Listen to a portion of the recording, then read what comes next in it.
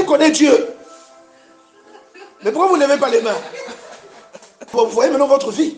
Parce que vous savez que si vous dites je l'ai connu, votre conscience va vous parler de ce que vous faites qui démontre qu'en réalité vous l'avez connu seulement de la bouche.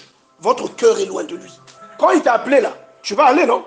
Il est marié. Non, c'est un dragueur, un gars cop.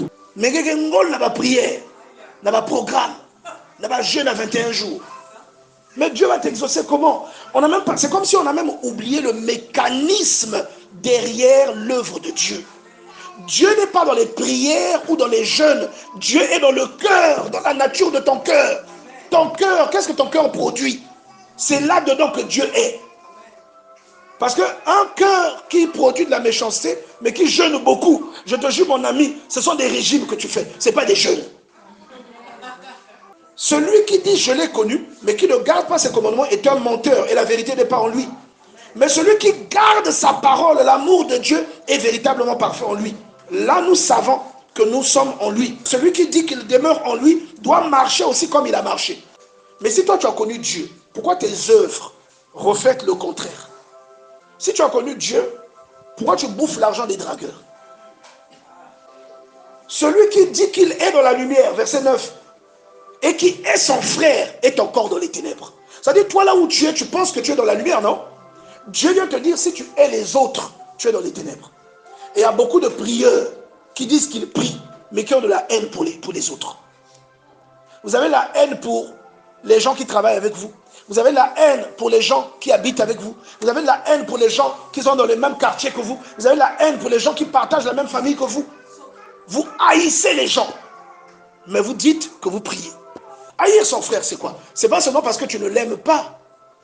Haïr ton frère, c'est aussi lorsque tu crois en Dieu et que tu sors avec le mari d'autrui, mais que la prière, tu es un comédien. Le mari des gens. Et il y a des choses dans votre vie qui ne marchent pas seulement à cause de ces gens. Mais vous êtes loin de soupçonner. Vous partez à Manenga, vous partez à la montagne. Tu es un comédien. Parce que ce que tu fais, c'est le diable qui inspire ça aux gens. Ce n'est pas Dieu. Je veux que tu renonces à cette vie à partir d'aujourd'hui. Dis à ton voisin, tu dois te repentir.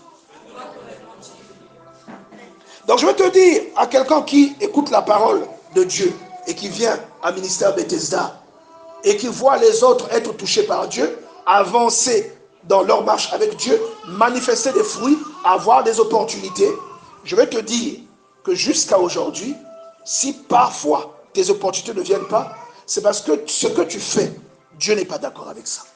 Tu es dans le faux. Cette vie va briser beaucoup de choses dans ton existence. Est-ce que vous comprenez? Haïr ton frère, c'est aussi refuser de pardonner à ton frère. Il y a une personne, vous vous êtes disputé depuis 1999. Jusqu'à aujourd'hui, vous ne vous parlez pas. Moutmon Salang est la main noire. Jusqu'à ce qu'il avait que vous foi. Vous avez causé des Même si nous avons descendu.